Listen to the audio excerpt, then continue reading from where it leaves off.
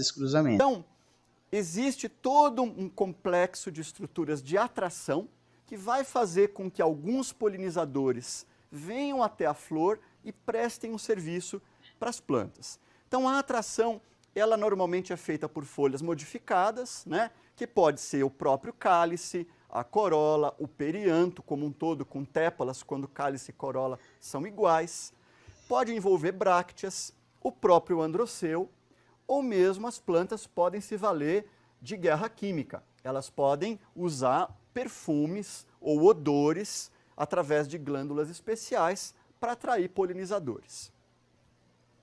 Então, a atração pelo cálice é o que nós estamos vendo aqui, cálices muito vistosos. Em alguns casos, a corola também é vistosa, mas olha, o cálice é muito vivo, aqui o cálice é muito roxo, aqui o cálice vermelho, aqui o cálice enorme, né? Então, a longa distância, o polinizador enxerga o cálice e a curta distância, ele se localiza com a corola, exatamente aonde ele deve tocar, ou onde está o néctar.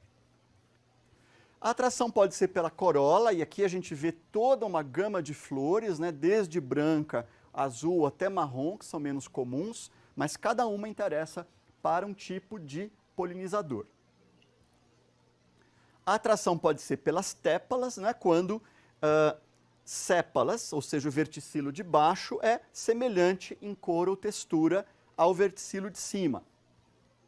E aqui, nesse caso muito bonito, quando os estames, né, o conjunto de anteras e estames é vistoso, né? Então, por exemplo, nessa escova de garrafa, ou aqui no Pseudobombax, né, são plantas, ou na caliandra, o próprio nome diz caliandra, quer dizer androceu bonito, né? Ou as brácteas, né? Sabemos que brácteas ou ipsofilos são folhas modificadas. Nesses casos, por exemplo, aqui, as flores são muito diminutas no antúrio, microscópicas, mas existe uma grande bráctea vermelha, bonita, aqui no Spathiphyllum também. A cor das peças é uma coisa muito importante. É muito importante para os animais se localizar. A flor é algo que se destaca num conjunto, numa matriz escura, verde ou na floresta, e você vai ter, quando chega perto, uma indicação mais próxima. Então, vejam que todas essas flores têm o que nós chamamos de guias de néctar.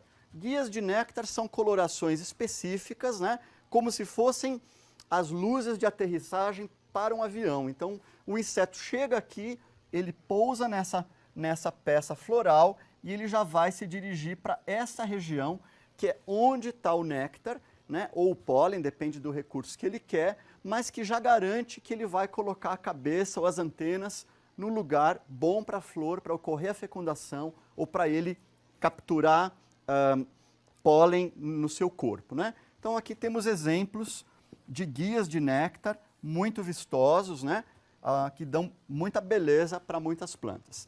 Esse caso é interessante porque a olho nu a gente não vê os guias de néctar, parece uma planta amarela comum, mas em luz ultravioleta aparecem os guias e muitos insetos enxergam no ultravioleta. Então aqui eu tenho exemplos das mesmas flores vistas no espectro visível e no espectro ultravioleta. Então no visível é assim, a mesma flor no ultravioleta tem guias de néctar aqui, essa também. Veja os guias de néctar aqui. E essa margaridinha tão vulgar que nós vemos aí, o taraxacum, o invasor, você vê que muitas flores têm uma coloração contrastante e isso é muito importante para a localização de insetos que vêm no espectro do ultravioleta, principalmente abelhas, também borboletas, alguns besouros, parece que sim.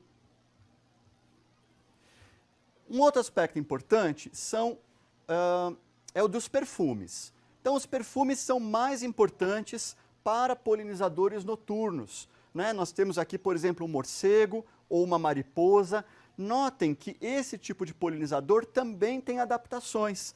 Veja o nariz desse morcego, né? Ele tem uma aba levantada na narina que dirige o ar para as narinas dele. Essa mariposa é um dos organismos mais sensíveis a cheiro no mundo, consegue detectar algumas substâncias a quilômetros de distância, tem uma antena toda plumosa que captura as substâncias na atmosfera. E associado a essas adaptações, nós temos os osmóforos, que são estruturas que vão eliminar odores na atmosfera, atraindo, portanto, polinizadores.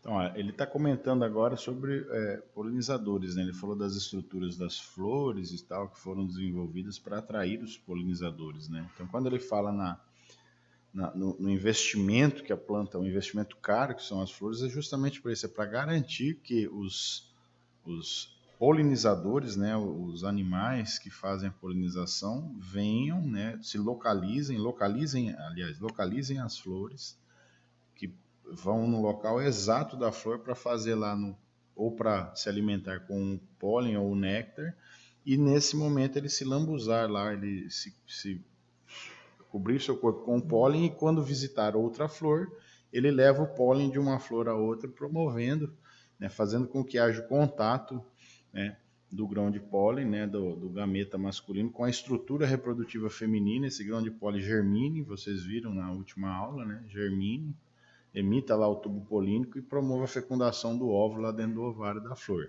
tá? Então, as plantas investem nas flores para fazer isso. E ele está falando aqui, ele falou dos insetos. A polinização ocorre por animais ou por condições ambientais. O pólen também pode ser levado pelo vento. Tem flores que soltam uma quantidade muito grande de pólen, muitas flores, muito pólen, e esse pólen é carregado pelo vento, tá? Pode ser carregado pela chuva, né, pela água, ou por animais, insetos, aves, roedores, alguns mamíferos voadores, como os morcegos. Lembrando que ele mostrou aqui do morcego. O morcego é importantíssimo, tá, para promover a polinização das plantas, das cactáceas, tá? As cactáceas, nós temos algumas espécies de fins comerciais, principalmente na fruticultura, uma fruta que vocês hoje estão conhecendo, chamada pitaia, né? A fruta do dragão. A pitaia, a polinização ocorre pela presença de morcegos. As flores só abrem à noite, tá? Então, a maior atividade que nós temos à noite, né, de agentes polinizadores são os morcegos. Então, a pitaia é uma planta, por exemplo, que é dependente do morcego para que ocorra a polinização e formação do fruto. Sem polinização não forma fruto, tá? Porque não ocorre a formação da semente, não ocorre a fecundação do óvulo. O fruto vai se formar a partir da fecundação do óvulo no ovário, exceto, nós vamos ver em outras disciplinas, né, exceto para algumas espécies, tá, que não o fruto se forma sem que ocorra essa fecundação, tá? Mas nós vamos comentar isso mais adiante, em outro momento do curso, de outra disciplina, tá? Então, a formação do fruto depende da polinização, na grande maioria, tá, das espécies, tá, ok? No caso das cactáceas, o morcego é importantíssimo. Então, existem recompensas para o polinizador. O polinizador animal, ele não vai na planta de graça.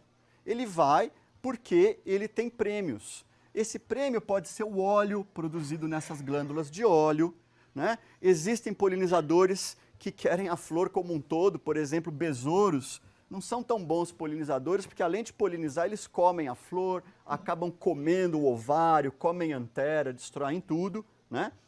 E outros polinizadores, como abelhas, se alimentam também do pólen. O pólen é um alimento importante, é o único alimento de origem vegetal que possui todos os aminoácidos essenciais, então é muito importante como alimento para muitos insetos. E o néctar, que fundamentalmente é uma solução açucarada com um pouquinho de aminoácidos.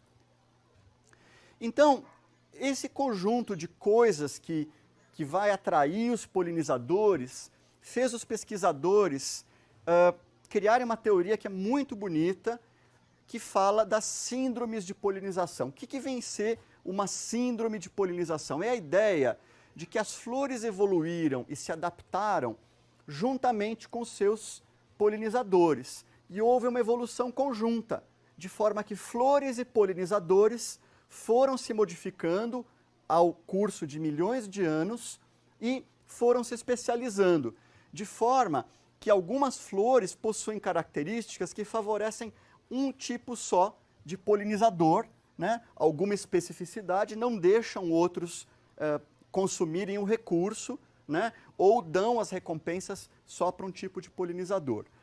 E também tem a ideia de restringir polinizadores e obter fidelidade. Quer dizer, a ideia de que o recurso que ela dá para um polinizador não está acessível para outro. E aí você tem a fidelidade, quer dizer, um polinizador que só poliniza aquele tipo de flor ou aquela espécie e que vai, portanto, garantir a reprodução daquela planta. Óbvio que existem também flores generalistas, são flores que são polinizadas por muitos tipos de polinizador. Então, o que ele está falando aqui? Ó? Existe uma teoria chamada síndrome da polinização que na verdade é o quê?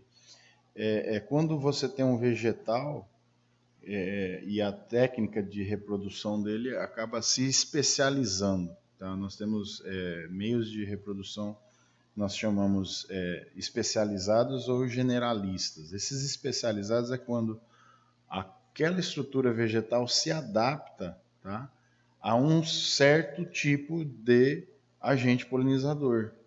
Então nós temos flores que só recebem um único tipo de polinizador, tá? Existem o caso, por exemplo, de algumas orquídeas que elas se especializaram tanto que elas têm a forma, tá?